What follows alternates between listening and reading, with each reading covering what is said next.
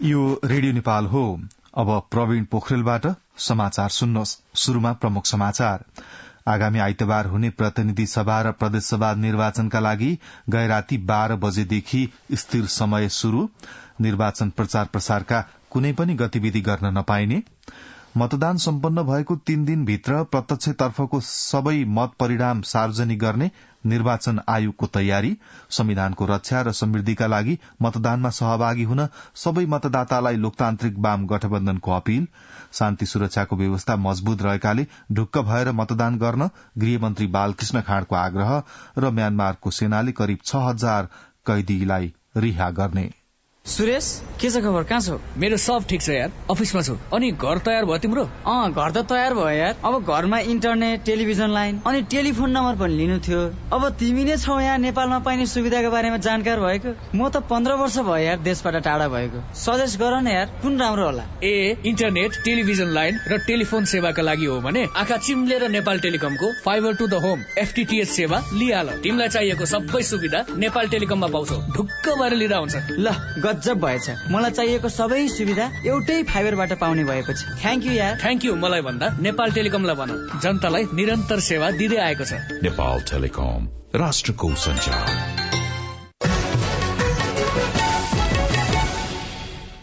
समाचार अब विस्तारमा। आउँदो आइतबार हुने प्रतिनिधि सभा र प्रदेशसभा सदस्य निर्वाचनका लागि गैराती 12 बजेदेखि स्थिर समय शुरू भएको छ। निर्वाचन आयोगले गैराती 12 बजेदेखि राजनैतिक दल तथा उम्मेद्वारहरूलाई निर्वाचनको प्रचार प्रसारका लागि उपलब्ध गराएको समय समाप्त भएको र यस अवधिमा निर्वाचन प्रचार प्रसारका कुनै पनि क्रियाकलाप गर्न नपाइने जनाएको छ। निर्वाचन आयोगमा हिजो आयोजित पत्रकार सम्मेलनमा प्रमुख निर्वाचन आयुक्त दिनेश कुमार थपलियाले स्थिर समयमा छलफल, अन्तर्क्रिया, सभा, सम्मेलन वा अन्य कुनै पनि माध्यमबाट निर्वाचनको प्रचार प्रसार गर्न वा राजनैतिक दल तथा उम्मेद्वारको पक्षमा मत माग्न नपाइने बताउनुभयो। मतदान हुने दिनभन्दा 48 घण्टा अघिदेखि मतगणनाको काम पूरा नभएसम्म निर्वाचन प्रचार प्रसार लगायत कुनै पनि प्रकारका छलफल, अन्तर्क्रिया, सभा, सम्मेलन, कार्यशाला, गोष्ठी तथा मस्तिष्क मन्थन लगायतका कुनै पनि विधि, प्रक्रिया वा माध्यमबाट मत माग्न र निर्वाचन प्रचार प्रसार गर्न पाइँदैन।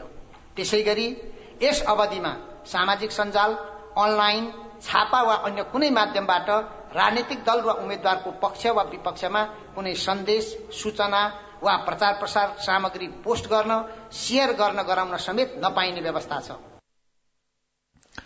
निर्वाचन आयोगले सामाजिक सञ्जाल तथा अनलाइन मार्फत गरिएका विज्ञापन तथा निर्वाचन प्रचार प्रसारका सामग्री समेत हटाउन सबै राजनैतिक दल तथा उम्मेद्वारहरूलाई आग्रह गरेको छ। यस्तै सामाजिक सञ्जाल तथा अनलाइन माध्यममा रहेका प्रचार सामग्री सम्बन्धित दल वा उम्मेद्वारले हटाए नहटाएको अनुगमन गर्न विज्ञापन बोर्डलाई निर्देशन दिएको पनि प्रमुख निर्वाचन आयुक्त थपलियाले बताउनुभयो। आयोगले धाक धम्की, डर त्रास देखाएर वा कुनै किसिमको अनुचित प्रभावमा पारी निर्वाचनको निष्पक्षता र स्वतन्त्रतामा असर पुर्याउने काम गरेमा त्यस्तो व्यक्तिलाई तत्काल कानून बमोजिम कार्यवाही गर्न सम्बन्धित निकायलाई निर्देशन दिइसकेको पनि जनाएको छ। यस्तै आयोगले सकेसम्म छिटो निर्वाचनको परिणाम सार्वजनिक गर्ने उद्देश्यले सबै मतपेटिकाहरू मतगणना स्थलमा आइपुग्न साथ मतगणना शुरू गर्ने व्यवस्था मिलाएको पनि जनाएको छ। आयोगले मतदान सम्पन्न भएको 3 दिनभित्रमा प्रत्यक्षतर्फको सबै मत परिणाम सार्वजनिक गर्ने लक्ष्य राखेको पनि प्रमुख आयुक्त थपलियाले बताउनुभयो। यसैगरी प्रत्यक्षतर्फको मतगणना सकिएको 5 दिनभित्र समानुपातिक तर्फको मतगणना सक्ने र मक्सिर 22 गतेसम्ममा निर्वाचनको नतिजा सम्बन्धी प्रतिवेदन राष्ट्रपति समक्ष पेश गर्ने गरी तयारी गरिएको प्रमुख आयुक्त थपलियाले बताउनुभयो। आइतबार हुने प्रतिनिधि सभा र प्रदेशसभा सदस्य निर्वाचनका लागि गैराती 12 बजेदेखि स्थिर समय शुरू भएको छ। यो अवधिमा निर्वाचन प्रचार प्रसार लगायत कुनै पनि प्रकारका छलफल, अन्तर्क्रिया, सभा, सम्मेलन, कार्यशाला, गोष्ठी गर्न नपाइने निर्वाचन आयोगले जनाएको छ। यस सम्बन्धी यो सामग्री संवाददाता विद्या प्रसाद उपाध्यायबाट। अघिल्ला निर्वाचनहरूमा मौन अवधि भनिने समयलाई निर्वाचन आयोगले यसपटक स्थिर समय भन्दै मंसिर 4 गते हुने निर्वाचनका लागि आचार संहिता जारी गरी स्थिर समयमा राजनीतिक दलका पदाधिकारी उम्मेद्वार दलको भातृ संगठन वा सम्बन्धित व्यक्तिले पालना गर्नुपर्ने आचरणका सम्बन्धमा लामै सूची बनाएको छ। आयोगले निर्वाचन हुने दिनको अघिल्लो 48 घण्टादेखि मतदानको दिन मतदान केन्द्र बन्द नहुन्जेलसम्मलाई स्थिर अवधि मानेको छ। मंसिर 4 गते बिहान 7 बजेदेखि साँझ 5 बजेसम्म मतदानको समय तोकिएको छ। स्थिर समयमा हुने आचार संहिता उल्लंघनका घटनाको अनुगमन गरी कारवाही गर्न केन्द्रदेखि जिल्ला स्तरसम्मका संयन्त्र परिचालन गरिएको दावी आयोगको छ। आयोगका प्रवक्ता शालिग्राम शर्मा पौडेल केन्द्रमा माननीय निर्वाचन आयुक्तको नेतृत्वमा आचार संहिता अनुगमन समिति छ। 77 जिल्लामा मुख्य निर्वाचन अधिकारीज्यूको संयोजकत्वमा आचार संहिता अनुगमन समिति छ। सेकेन्ड मेनको रूपमा प्रमुख जिल्ला अधिकारी हुनुहुन्छ। सुरक्षा निकायका सबै पदाधिकारीहरू हुनुहुन्छ। कोष तथा लेखा नियन्त्रक कार्यालयको प्रमुखलाई आचार संहिता अनुगमन अधिकृतको रूपमा छुट्टै तोकिएको छ। आयोगका प्रवक्ताले भने चाहिँ यो अवधिमा प्रचार प्रसार जन्य गतिविधि गर्न नपाइने भनेर विगतका निर्वाचनमा पनि आयोगले संयन्त्रहरू त परिचालन गरेकै हो, तर पनि राजनीतिक दलले एक अर्कालाई आचार संहिता उल्लंघन गरेको आरोप प्रत्यारोप लगाएको नसुनिएको पनि होइन। गएको स्थानीय निर्वाचनमा मतदान केन्द्रबाट मतपेटिका नै बोकेर भागेको दृश्यले पनि सामाजिक सञ्जालहरू तताएकै हो। यो अवस्था आउन नदिन आयोगको तयारी के छ भन्ने प्रश्नमा प्रवक्ता पौडेलको धारणा यस्तो छ। आचार संहिता आयोगले पालना गराउने, अरू सबैले कोर्ने ढंगले बुझ्न चाहिँ हुँदैन। यो सबैले पालना गर्ने विषय हो, सबैको दायित्वको विषय हो, नैतिक बन्धन पनि हो। सबैले पालना गर्नुपर्छ भन्ने जिम्मेवारी बोध हुन्छ भन्ने आयोगको बुझाइ छ, विश्वास छ। मतदानको दिन निर्वाचन चिन्ह वा मत संकेत भएको पहिरन वा ब्याज लगाउन नहुने, मतदान केन्द्रमा कुनै राजनीतिक दल वा उम्मेद्वारको पहिचान देखिने एकै किसिमको सांकेतिक पोसाक र चीज वस्तु लगाउन, बोक्न वा देखाउन नहुने पनि निर्वाचन आयोगले जनाएको छ। निर्वाचन आयोगद्वारा जारी गरिएका आचार संहिता उल्लंघन गरेमा उल्लंघनको गम्भीरता हेरेर 25,000 रुपियाँ जरिवानादेखि उम्मेदवारी खारेज समेत हुन सक्ने बताउनुहुन्छ प्रवक्ता पौडेल। जरिवाना गर्ने, उम्मेदवार खारेजीसम्मको पनि प्रावधान छन्। निर्वाचन आचार संहिता पालन गराउन कसिलो बनेको निर्वाचन आयोग र आचार संहितालाई लिएर विवादित बनिरहने राजनीतिक दल र उम्मेद्वारहरूले स्थिर समयलाई कसरी प्रयोग गर्ने हुन् त्यो भने हेर्न बाँकी नै छ। विद्याप्रसाद उपाध्याय, रेडियो नेपाल, काठमाडौँ।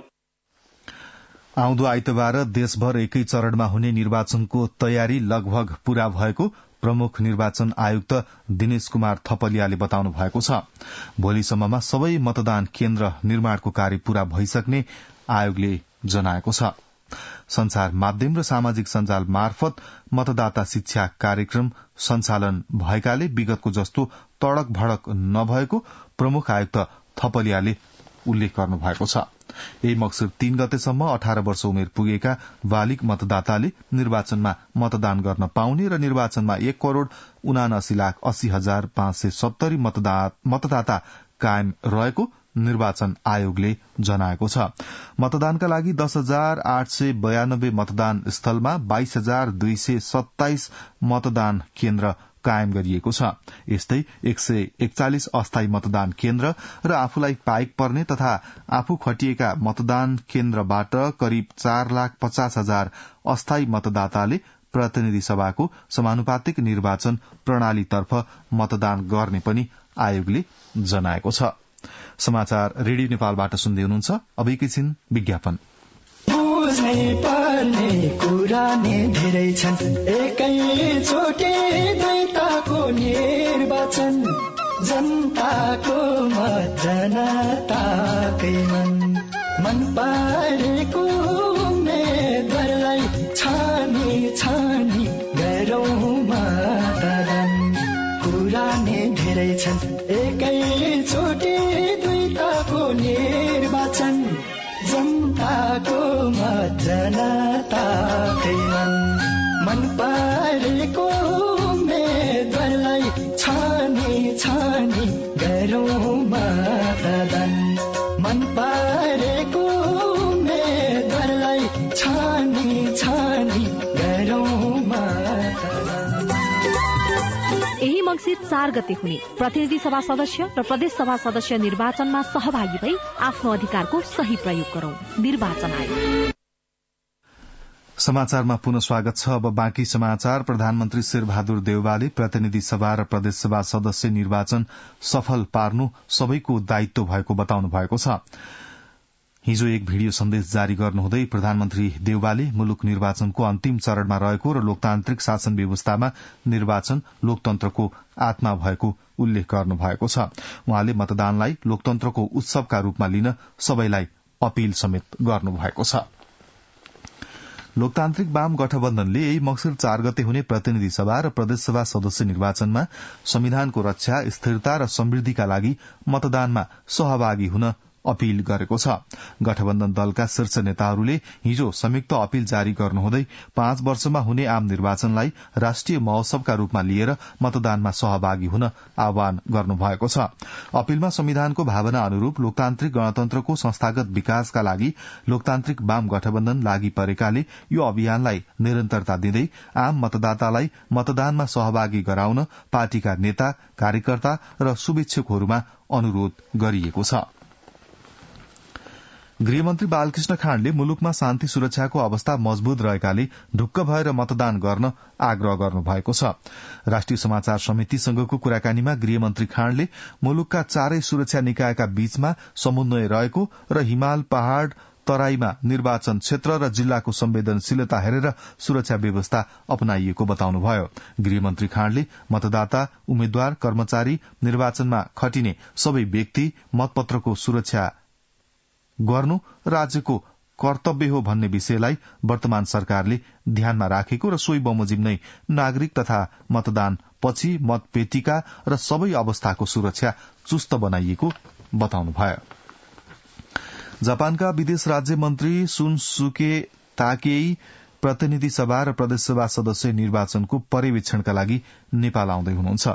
2 दिने नेपाल बसाईका क्रममा उहाँले नेपालका उच्च पदस्थ व्यक्तित्वसँग पनि शिष्टाचार भेट गर्नुहुने कार्यक्रम रहेको छ। 5 वटा निर्वाचन क्षेत्र रहेको रूपन्देही जिल्लामा मतदानका लागि सुरक्षा व्यवस्था सुदृढ़ बनाइएको जिल्ला प्रशासन कार्यालयले जनाएको छ। नेपाल भारत सीमामा पर्ने बेलैया स्थित नाका मंसिर 1 देखि 4 गतेसम्म बन्द गरी विशेष सुरक्षा प्रबन्धको व्यवस्था गरिएकाले आम मतदातालाई निर्भीकताका साथ मतदानमा सरिक हुन आग्रह गरिएको छ। बुटवलबाट संवाददाता विमल गेवालीको यो रिपोर्ट। लुम्बिनी प्रदेशकै धेरै मतदाता रहेको रूपन्देही जिल्लामा झण्डै 6.5 लाख मतदाता रहेका छन्। अब मतदान गर्ने दिनको प्रतीक्षामा यहाँका मतदाता रहेका छन्। 213 वटा मतदान स्थल र 707 वटा मतदान केन्द्र बनाएर निर्वाचनको सम्पूर्ण तयारी पूरा गरिएको रूपन्देही प्रशासनले जानकारी दिएको छ। प्रमुख जिल्ला अधिकारी भरतमणि पाण्डे, 4वटै तहका सुरक्षा निकायहरू चाहिँ हामीले गठन गरिसकेको अवस्था छ र सुरक्षाको संवेदनशीलतालाई हेरेर सीमावर्ती क्षेत्रका मतदान केन्द्रहरूलाई विशेष सतर्कताका साथ सुरक्षा व्यवस्थापन गरेका छौं र यो रूपन्देही जिल्लामा सुरक्षाको चाहिँ भरपर्दो व्यवस्था रहेको बेहोरा पनि अवगत गर्छौं। 8000 को संख्यामा कर्मचारी र प्रहरी समेतको जनशक्ति परिचालन गरेर निर्वाचनलाई भयरहित ढंगले सम्पन्न गर्न व्यवस्थापनका सबै कामहरूलाई अन्तिम रूप दिइएको बताइएको छ। आम मतदाताको लागि सजिलो तरिकाले मतदान गर्न जाने व्यवस्थामा कुनै कसर नराखी शान्ति सुरक्षाको प्रबन्ध मिलाइएको रूपन्देही प्रहरी प्रमुख रविन्द्र रेग्मी बताउनुहुन्छ। मतदातादेखि लिएर निर्वाचनमा खटिने कर्मचारी र निर्वाचन सामग्री समेतलाई कुनै आँच आउने चाहिँ क्रियाकलाप हुन दिने छैनौं र सम्पूर्ण मतदाताहरू ढुक्क भएर आफूले मन परेको उम्मेद्वारलाई गोप्य मतदान गर्न हार्दिक अपील गर्दछौं। भारततर्फको सीमानाका मंसिर 1 गते राति 12 बजेदेखि मतदान हुने दिन मंसिर 4 गते राति 12 बजेसम्म बन्द गरेर सीमाबाट हुने गतिविधिलाई विशेष निगरानीमा राखेर निर्वाचनको लागि शान्ति सुरक्षाको भरपर्दो व्यवस्था गरिएको यहाँको प्रशासनले जनाएको छ। विमल गेवाली, रेडियो नेपाल, बुटवल। जिल्ला प्रशासन कार्यालय काठमाडौँले हिजोदेखि जिल्लामा मदिरा बिक्री, वितरण, ओसार पसार र सेवनमा रोक लगाएको जनाएको छ। प्रतिनिधि सभा सदस्य र प्रदेश सभा सदस्य निर्वाचनका लागि गए राति 12 बजेदेखि नै मतदान कार्य सम्पन्न नभएसम्म र मतगणना स्थल वरपर गणना सम्पन्न नभएसम्मका लागि मदिरा, ओसार पसार, बिक्री, वितरण तथा सेवनमा रोक लगाइएको सहायक प्रमुख जिल्ला अधिकारी सुप्रभा खनाल ढुंगेलले जानकारी दिनुभयो। ढुंगेलद्वारा जारी विज्ञप्तिमा सूचनाको परिपालना नगरेमा कानून बमोजिम कार्यवाही हुने जनाइएको छ। अब के अन्तर्राष्ट्रिय समाचार। म्यानमारको सेनाले बेलायतका पूर्व राजदूत, एक जापानी पत्रकार र एकजना अस्ट्रेलियाली आर्थिक सल्लाहकार सहित करिब 6000 कैदीलाई रिहा गर्ने जनाएको छ। सेनाप्रति वफादार सरकारको निर्णय अनुसार राष्ट्रिय दिवसका अवसरमा रिहाई गरिएका स्वदेशी तथा विदेशी नागरिकलाई रिहा गर्ने एएफपीले जनाएको छ। गत वर्ष सेनाले गरेको कू र असहमतिमाथिको रक्तपातपूर्ण दमनका कारण दक्षिण पूर्वी एसियाली राष्ट्र म्यानमार अशान्त बनेको थियो र यस अवधिमा हजारौंलाई जेलमा राखिएको छ। बेलायतका पूर्व राजदूत विकी बोमन, अस्ट्रेलियाका आर्थिक सल्लाहकार सिन टर्नेल र जापानी पत्रकार तोरू कुबोतालाई राष्ट्रिय दिवसका अवसरमा रिहा गरिने एकजना वरिष्ठ अधिकारीले एएफपीलाई बताएका छन्। जुन्ता प्रशासनले तीनैजनालाई सुपुर्दगी गरिने बताएको छ, तर यसका लागि मिति भने तोकिएको छैन। म्यानमारमा सेनाको दमनपछि 2300 भन्दा बढ़ी सर्वसाधारणको मृत्यु भएको छ। रूसले युक्रेनी भौतिक पूर्वाधारमा भीषण हवाई हमला गरेको छ। हवाई आक्रमणबाट युक्रेनी ऊर्जा संरचना, आवासीय भवन र औद्योगिक केन्द्रमा व्यापक क्षति पुगेको छ। युक्रेनी अधिकारीहरूका अनुसार मानवरहित विमान र क्षेप्यास्त्र आक्रमणमा परि 4 जनाको मृत्यु भएको छ भने 12 भन्दा बढ़ी घाइते भएका छन्। यसैबीच संयुक्त राष्ट्रसंघका महासचिव एन्टोनियो गुटेरेसले ब्ल्याक सीबाट अन्न, खाद्य सामग्री र मलखादको सुरक्षित निर्यातका निम्ति 4 महिना अघि भएको सहमतिको म्याद समाप्त हुनु केही दिन अघि म्याद थपिएको घोषणा गर्नुभएको छ। इस्तानबुलमा टर्कीसहित रूस र युक्रेन बीच भएको खाद्यान्न निर्यातको सम्झौतालाई कार्यान्वयन गराउन राष्ट्रसंघ पूर्ण प्रतिबद्ध रहेको उहाँले उल्लेख गर्नुभएको छ। महासचिव गुटेरेसले अनाज निर्यातका निम्ति समय अवधि थपिएको सम्बन्धमा गर्नुभएको घोषणा तथा पुरानो सम्झौताको निरन्तरताबारे रूसले भने तत्काल केही प्रतिक्रिया दिएको छैन। युक्रेन युद्ध 9औं महिनामा प्रवेश गर्न लागेको बेला मस्कोले अत्याधुनिक क्षेप्यास्त्र आक्रमण गरेर युक्रेनभर युद्ध बीबीसीका चर्काएको छ। कियेभको सैनिक प्रशासनले 2वटा रूसी क्षेप्यास्त्र तथा इरानमा बनेका 5वटा मानवरहित विमान खसालेको बताएको छ। अब आर्थिक समाचार। चालू आर्थिक वर्षको पहिलो 3 महिनामा निक्षेप र कर्जाको वृद्धि दर सुस्त देखिएको छ। नेपाल राष्ट्र बैंकले सार्वजनिक गरेको देशको वर्तमान आर्थिक तथा वित्तीय स्थिति प्रतिवेदन अनुसार असोज मसान्तसम्ममा निक्षेप 0.4 र कर्जा 1.3% मात्रै बढ़ेको देखिएको हो। गत आर्थिक वर्षको सोही अवधिमा निक्षेप 1.2 र कर्जा 7.7% ले बढ़ेको थियो। वार्षिक बिन्दुगत आधारमा भने असोजमा बैंक तथा वित्तीय संस्थामा रहेको निक्षेप 8.2% ले र कर्जा 6.4% ले बढ़ेको छ। राष्ट्र बैंकका अनुसार समीक्षा अवधिमा बैंक तथा वित्तीय संस्थाको कुल निक्षेपमा चल्ती 7.6%, बचत 26.7% र मुद्दती निक्षेपको अंश 59% रहेको छ। आन्तरिक राजस्व विभागले बिहीबारदेखि 1 हप्तासम्म विभिन्न कार्यक्रम गरेर राष्ट्रिय कर दिवस मनाउने भएको छ। राष्ट्रिय कर दिवसका अवसरमा विभागले हरेक करदाता कार्यालयले प्रथम करदातालाई सम्मान गर्ने, उद्योगी व्यवसाय लगायत करदाताका छाता संगठनसँग छलफल तथा अन्तर्क्रिया लगायत विभिन्न कार्यक्रम गर्न लागिएको विभागका महानिर्देशक रितेश कुमार साक्यले जानकारी दिनुभयो। करदाता आफैले शैक्षिक रूपमा कर तिर्न अभिप्रेरित गर्ने र कर भुक्तानी प्रणालीलाई प्रविधि मैत्री बनाउने गरी विभागले काम गरिरहेको पनि विभागका महानिर्देशक साक्यले जानकारी दिनुभयो। यस वर्षको कर दिवसको नारा स्वैच्छिक सहभागिता सहितको फराकिलो कर आधार, दिगो र उत्पादनमुखी अर्थतन्त्रको आधार रहेको छ। गत असार मसान्तसम्ममा व्यावसायिक र व्यक्तिगत स्थायी लेखा नम्बर लिएका करदाताको संख्या 48,12,717 पुगेको विभागले जनाएको छ। करिब 250 वर्ष अघि भत्किएर भग्नावशेष समेत लोप हुने अवस्थामा पुगिसकेको कीर्तिपुर दरबारको पुनर्निर्माण शुरू गरिएको छ।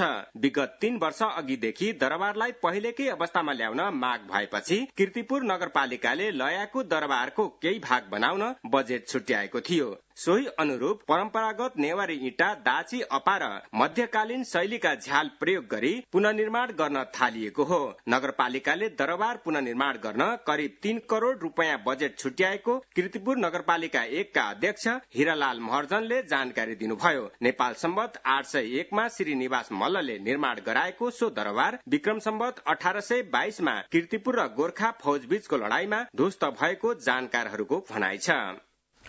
अर्जुन श्रेष्ठ। अब खेल समाचार।